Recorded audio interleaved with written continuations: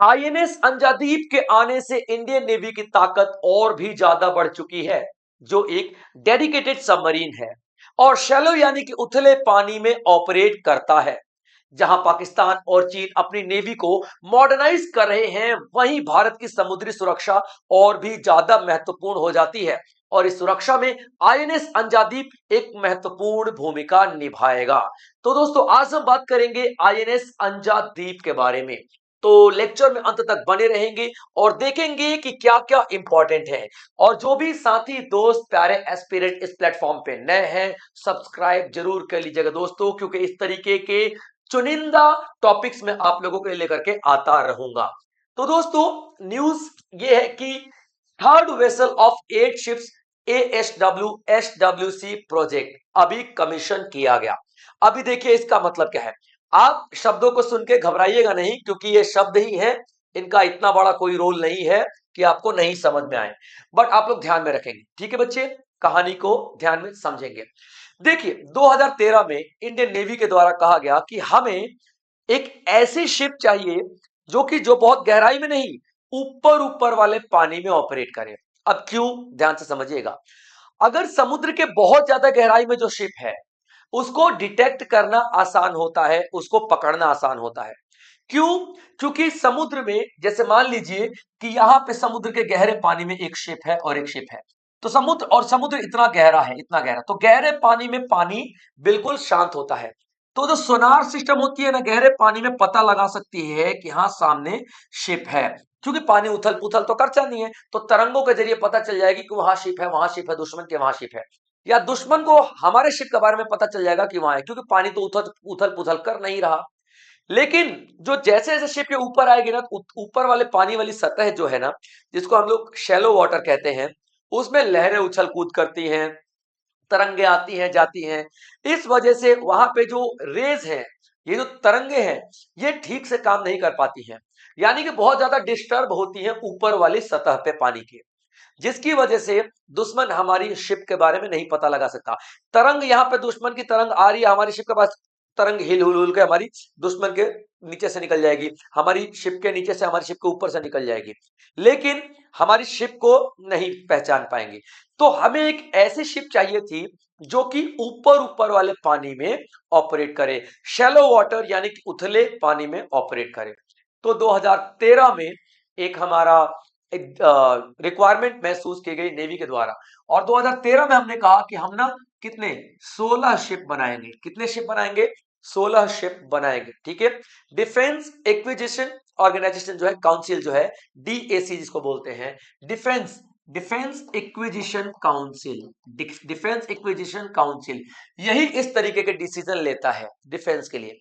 तो हम लोगों ने क्या बोला था, हम 16 शिप बनाएंगे। और 16 शिप कैसी होंगी, ध्यान से समझना।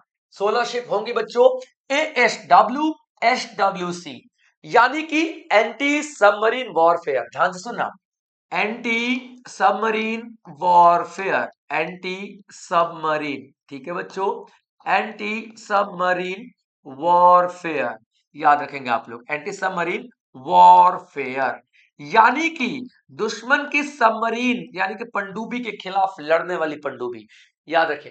दूसरा SWC का मतलब क्या होता है? SWC shallow water, shallow water यानी कि उथले पानी में, यानी कि पानी के ऊपर वाले हिस्से में। ठीक है। शैलो वाटर क्राफ्ट, ठीक है बच्चों, किस तरीके का क्राफ्ट है ये? तो शैलो वाटर क्राफ्ट है, शैलो वाटर क्राफ्ट है। शैलो वाटर क्राफ्ट का मतलब जो ऊपर वाले पानी की सतह है ना, हम यहाँ की बात कर रहे हैं। ठीक है बच्चे, अब समझ में आ गया आप लोगों को मैं क्या बोल रहा हूँ? ठीक है, चलिए, तो शैलो वाटर की हम लोग यहाँ पर बात करेंगे। ठीक है, तो ए से क्या हो गया? Anti submarine warfare, ASW, shallow water craft, यानी कि एक ऐसी सबमरीन बनाएंगे जो कि ऊपर ऊपर वाले पानी के सतह पे ऑपरेट करेगा। क्लियर है? ताकि जो दुश्मन की तरंगे हमें नहीं पकड़ पाए, ऊपर से निकल जाएंगे, नीचे से निकल जाएंगी, तो दुश्मन की सबमरीन हमारी सबमरीन को डिटेक्ट नहीं कर पाएगा। तो क्या डिसाइड किया गया था कि 16 ऐसी सबमरीन बनाई जाएगी। 2019 में डील फाइनल हो गई और कहा गया कि ठीक है भैया, अब हम 16 सबमरीन बनाएंगे। 2019 में डील फाइनल हुई। ठीक है बच्चे, 2019 में डील फाइनल हो चुकी। चलिए, उसके बाद हम ये 8 शिप के बारे में आगे देखेंगे क्या क्या चीजें हैं। ठीक है, ये अंजादीप क्या है, कैसे है, पहले मैंने आपको बता दिया कि 16 शिप की रिक्वायरमेंट दी गई थी और वहीं से कहानी शुरू हो जाती है। ठीक है बच्चे, याद रखेंगे।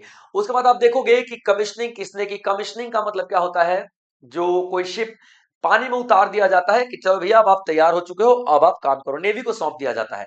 तो चारों के चारों टॉपिक पे हम आगे बात करने वाले हैं। पहला आप लोग देखोगे अंजादीप जो अंजादीप जो है, आईएनएस अंजादीप। आईएनएस का मतलब क्या होता है, इंडियन नेवल शिप। ठीक है बच्चों, आईएनएस इंडियन नेवल शिप। ठीक है बच्चों, Indian naval ship, Indian naval ship. ठीक है बच्चों, याद रखना इंडियन नेवल शिप, आईएनएस, याद रखिएगा आप लोग, INS Indian naval ship. INS Anjadip की कमीशनिंग आज 27 तारीख को हो रही है। ठीक है बच्चों, आज 27 तारीख को हो रही है। जब ये वीडियो मैं अपलोड करूंगा तब तक इसकी कमीशनिंग हो चुकी होगी। अभी प्रोग्राम चल ही रहा है इसका। ठीक है बच्चे, 27 तारीख को हो रही है इसकी कमीशनिंग।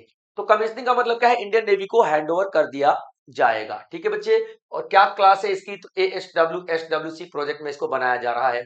उसके बाद आप देखो कमीशनिंग कौन करेगा, ईस्टर्न नेवल कमांड इसकी कमीशनिंग करेगा। ईस्टर्न नेवल कमांड का मतलब क्या होता है बच्चे, कि चार कमांड है हमारे इंडियन नेवी के।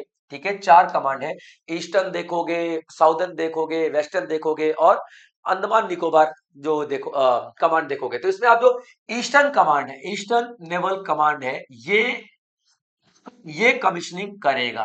क्लियर बच्चों, बाकी सारी चीज आपको मैं पहले ही बता चुका हूं। चलिए अब देखते हैं आगे क्या है, एक एक पॉइंट पे हम बात करेंगे। तो आईएनएस अंजादीप है क्या, मैंने आपको क्या बताया। ठीक है, INS Anjadip state of the art, यानी कि बहुत ही हाई क्वालिटी का एंटी सबमरीन वॉरफेयर है। क्या है, बहुत ही हाई क्वालिटी का एंटी सबमरीन वॉरफेयर है। ठीक है बच्चों, एंटी सबमरीन वॉरफेयर यानी कि दुश्मन की पनडुब्बी के खिलाफ काम करने वाली, और एएसडब्ल्यू शेलो वाटरक्राफ्ट। ये डिजाइन किया गया है ताकि जो ताकि लिटोरल का मतलब होता है कि समुद्री तट, लिटोरल का मतलब क्या होता है, समुद्री तट। तो समुद्री तट पे जितना भी युद्ध होता है ना, कॉम्बैट होता है ना, उसके लिए डिजाइन किया गया है कि जो समुद्री किनारे पे जो युद्ध वगैरह होगा उसके लिए, उसमें इसको इस्तेमाल किया जा सके। इसको डॉल्फिन हंटर भी बोलते हैं। जिस तरीके से डॉल्फिन तरंगों के जरिए अपना रास्ता ढूंढ लेती है, उसी तरीके से ये भी दुश्मन को तरंगों के जरिए पता लगा लेती है। ठीक है बच्चे, उसके बाद ये नाम कहां से आया ये देख लेते हैं। एक पुराना पुराना आईएनएस अंजादीप था जो 2003 में रिटायर कर दिया गया था। तो 2003 के बाद उसी अंजादीप का एक अवतार माना जा रहा है, री इनकारनेशन माना जा रहा है, समझिए। ठीक है, तो आईएनएस अंजादीप 2003 में रिटायर हो चुका था, तो उसी आईएनएस का एक अगला वर्जन माना जा रहा है। ठीक है बच्चे, चलिए आगे देखते हैं और क्या क्या इंपॉर्टेंट है आपके लिए। अब किसने बनाया अंजादीप को, किसने बनाया है अंजादीप को। ठीक है, देखिए यहाँ पे दो तरीके के, मैंने आपको क्या बताया कि यहाँ पे आपको 16 शिप बनाई गई थी, है ना, 16 में से आठ आठ आठ शिप बनाया जा रहा था, दो कंपनियों को ड्यूटी दी गई, 8 शिप बनाया गया। ठीक है, GRSE बनाएगी, GRSE। GRSE का मतलब क्या होता है, garden rich ship building engineer. ठीक है बच्चों, garden rich ship building engineer, ये कोलकाता की एक कंपनी है, कोलकाता की एक कंपनी है, ये बनाएगी, सरकारी कंपनी है, ये बनाएगी। और 8 कौन बनाएगी, ठीक है, Cochin shipyard limited, Cochin shipyard limited. ठीक है बच्चों, CSL, कोचीन शिपयार्ड लिमिटेड, याद रखना 8। तो ये अपने 8 में से तीसरा है, ये अपने 8 में से तीसरा है। ये दो पहले ही बना चुकी है। आईएनएस अंजादीप कौन सा है, आईएनएस अंजादीप तीसरा है, तीसरा है इस 8 का। CSL यानी कि कोचीन शिपयार्ड लिमिटेड का अभी नहीं है, तो इसके बारे में बात नहीं करेंगे। हम बात करेंगे किसका, तो अंजादीप के बारे में, जो कि तीसरी है। ठीक है बच्चों, याद रखना। तो गार्डन रिच शिप बिल्डर्स ने बनाया इसको, जो कि पब्लिक प्राइवेट पार्टनरशिप पे काम कर रहे हैं, यानी कि सरकारी कंपनी और प्राइवेट कंपनी दोनों मिलकर के काम करेंगे। प्राइवेट में देखोगे, ठीक है, तो लार्जन एंड टर्बो शिपयार्ड भी इसके साथ मिला हुआ है, जो कि कट्टुपल्ली में स्थापित है। ठीक है बच्चों, याद रखना। इसका डिजाइन पूरी तरीके से इंडिजिनस है, यानी कि भारतीय है, भारत में ही बनाया गया और भारत में इसका डिजाइन पूरा तैयार किया गया है। ठीक है बच्चों, तो ये आत्मनिर्भर भारत की तरफ एक बहुत ही महत्वपूर्ण कदम उठाया जा रहा है। अब देखिए एएसडब्ल्यूसी प्रोजेक्ट, जो मैंने बताया आपको 2003 में बातचीत शुरू हुई, 9 में, और 2019 में इसको साइन कर दिया गया, और आप देख रहे हो पूरा पूरा। तो यहाँ पे 8 वेसल्स बनाने की बात की गई थी, और कौन बनाएगा 8 वेसल्स? तो 8 दोनों बनाएंगे, GRSE garden rich ship builders engineers और कोचीन शिपयार्ड लिमिटेड दोनों। तो यहाँ पे हम बात कर रहे हैं 8 की, क्योंकि हम यहाँ पे GRSE की बात कर रहे हैं, ठीक है। तो 8 बनाया जाना था, उसका तीसरा वेसल है, पहला बनाया गया था INS मा है, दूसरा बनाया गया था आइवेलन मालवन, ठीक है, INS मालवन, और ये तीसरा आपको INS अंजादीप दिखेगा, ठीक है बच्चों। और ये डिप्लॉय किया जा रहा है, ठीक है, हमारे कोस्टल सबमरीन डिफेंस के लिए, यानी कि जो समुद्री एरिया में जो डिफेंस है हमारा, रक्षा को डेवलप करने के लिए, रक्षा को मजबूत करने के लिए बनाया जा रहा है। इसकी स्ट्रेंथ जो हमारी इंडियन नेवी की स्ट्रेंथ को बहुत ज्यादा बढ़ाने वाली है, क्योंकि शैलो वाटर पे युद्ध करेगा, यानी कि कम पानी वाली जगह पे युद्ध करेगा। नीचे तो युद्ध पॉसिबल है, कम पानी में दिक्कत आती है, क्योंकि तरंगे जो ऊपर नीचे उछलती है ना, वो बहुत ज्यादा डिस्टर्बेंस क्रिएट करती हैं। चलिए अब देखते हैं ऑपरेशनल एम और स्ट्रेटेजिक रोल, यानी कि किस तरीके का ऑपरेशन करेगा, इसकी स्ट्रेटजी क्या रहने वाली है। देखिए बच्चों, ये क्या है, इंडिया की कोस्टलाइन और शैलो वाटर को बचाएगा। इंडिया की कोस्टलाइन तकरीबन तकरीबन 750, ठीक है, 750 किलोमीटर की आपको दिखाई देगी इंडिया की कोस्टलाइन।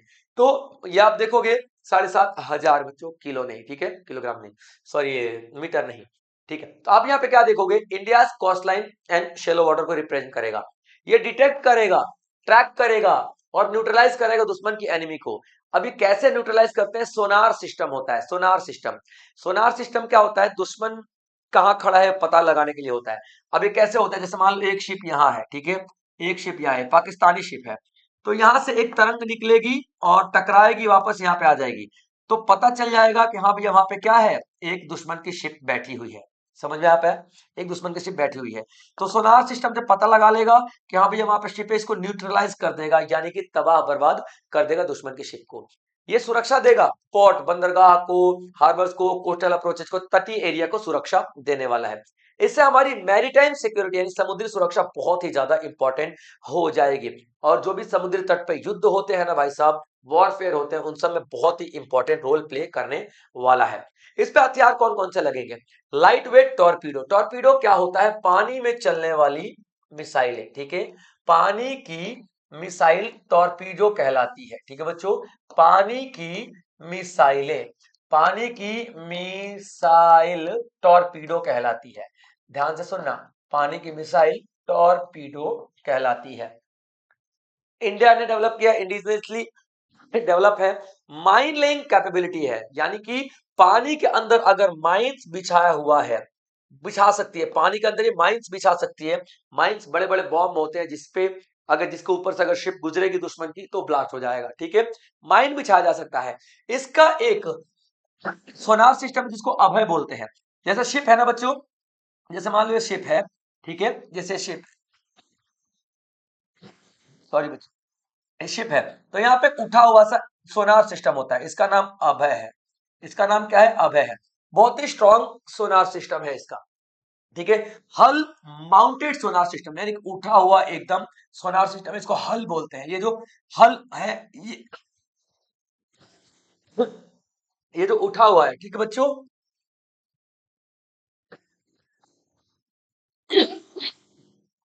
मेरे गले में कुछ रहा है।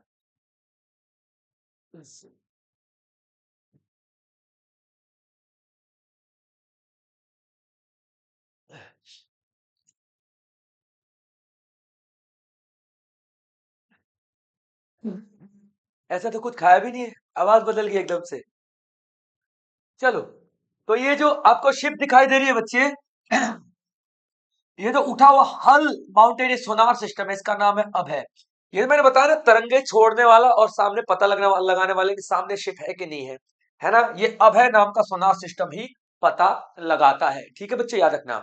अब आप देखोगे ऑप्टिमाइज किया हुआ है, यानी कि बनाया हुआ है, डेडिकेटेड बनाया हुआ है, और किस लिए बनाया हुआ है, शैलो वाटर सबमरीन डिटेक्शन, यानी कि जिस तरीके से हमारी शिप को तरंगे, जो पानी की तरंगे हिलने डुलने की वजह से दुश्मन की शिप नहीं पकड़ पाए, मतलब नहीं पकड़ पाएगी हमारी शिप को, उसी तरीके के दुश्मन की शिप को भी तो हम नहीं पकड़ पाएंगे।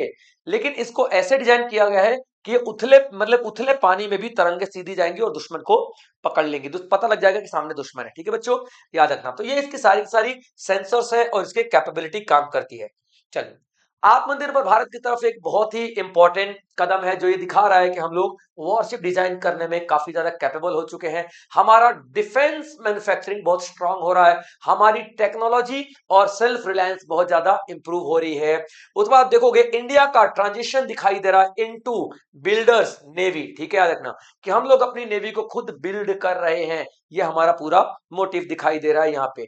उसके बाद हमारी स्ट्रेंथ क्या है, ठीक है, हमारी स्ट्रेंथ कैसे बढ़ रही है, स्ट्रेटेजिक मैरीटाइम ऑटोनॉमी बढ़ रही है कि समुद्री क्षेत्र में हम बहुत सारे देशों की मदद लेते हैं तो उनकी बात हमको सुननी पड़ती है, लेकिन अगर हमारे यहाँ पे खुद ही की ताकत इंपॉर्टेंट हो जाएगी, बड़ी हो जाएगी, तो हम किसी और से मदद लेंगे नहीं। मदद नहीं लेंगे तो हम उनकी बात क्यों ही सुनेंगे भाई, सीधी सी बात है ना। तो यहाँ पे हमारी ऑटोनॉमी बढ़ जाती है समुद्री एरिया में। तो ये पूरा का पूरा जो टॉपिक था बच्चों आप लोगों के लिए इंपॉर्टेंट था, और आप देखोगे कि ये इस तरीके के टॉपिक आप लोगों से एग्जाम्स में पूछे ही पूछे जाते हैं, फेवरेट टॉपिक्स हो जाते हैं। तो चलिए इसी तरीके के और भी बेहतरीन टॉपिक्स मैं आप लोगों के लिए लेकर के आता रहूंगा। तब तक आप लोग अपना ध्यान रखेंगे, और हाँ, जाने से पहले चैनल को सब्सक्राइब जरूर कर लीजिएगा, क्योंकि आपका सब्सक्रिप्शन हमें बहुत ज्यादा हौसला देता है। जय हिंद।